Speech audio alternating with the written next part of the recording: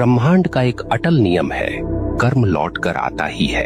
आप चाहें तो पर्वतों के पीछे छुप जाइए, आप चाहें तो महासागरों की गहराई में उतर जाइए, परंतु कर्म का चक्र आपको ढूंढ लेगा।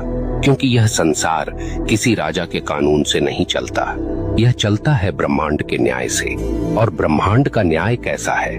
निर्दयी, निष्पक्ष और बिल्कुल सटीक। यह न तो रिश्वत लेता है, न पक्षपात करता है।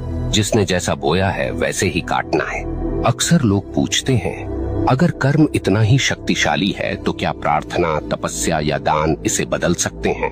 सुनिए, प्रार्थना से आपका हृदय शुद्ध हो सकता है, तपस्या से आपका मन स्थिर हो सकता है, दान से आपके कर्मों में प्रकाश जुड़ सकता है, परंतु जो किया है उसका फल भुगते बिना कोई विकल्प नहीं। हाँ, आप उस फल को हल्का कर सकते हैं, उसके वार को धीमा कर सकते हैं, परंतु उससे भाग नहीं सकते। ब्रह्मांड की अदालत में तारीख टल सकती है, पर फैसला कभी रद्द नहीं होता।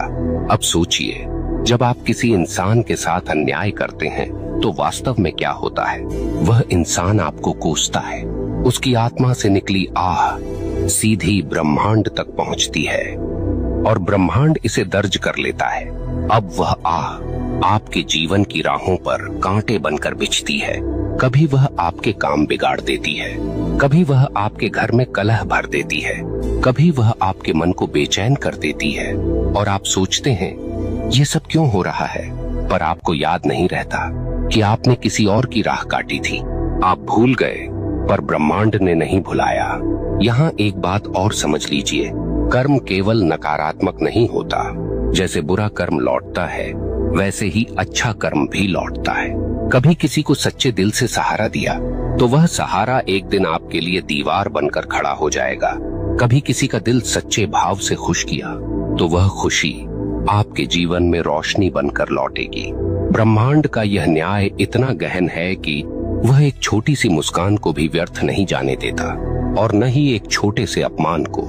यहाँ मैं आपको एक कठोर सत्य बताना चाहता हूँ, आपका कर्म केवल आपकी वर्तमान जिंदगी को प्रभावित नहीं करता, यह आपके अगले जन्म तक जाता है।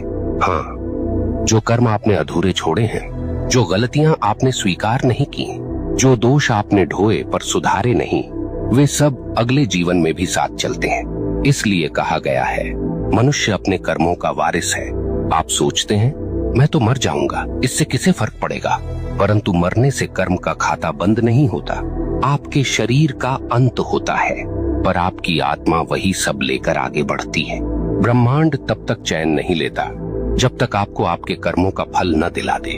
अब आपसे एक प्रश्न पूछता हूँ, क्या आपने कभी देखा है कि कोई बच्चा जन्म लेते ही संघर्ष में होता है और कोई जन्म लेते ही वैभव में?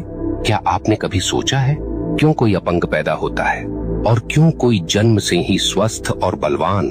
क्यों कोई भूख में जन्म लेता है और क्यों कोई सोने की थाली लेकर? यह सब संयोग नहीं, यह सब कर्म का लेखा है। ब्रह्मांड किसी को बिना कारण दुख या सुख नहीं देता। अब एक और गहरी बात, कर्म केवल व्यक्तिगत नहीं, सामूहिक भी होता है।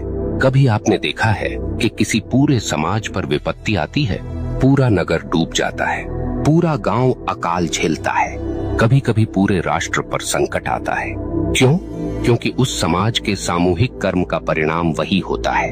अगर लोग सामूहिक रूप से अन्याय करें, सामूहिक रूप से भ्रष्टाचार करें, सामूहिक रूप से निर्दोषों को सताएं, तो उसका फल सबको भुगतना पड़ता है।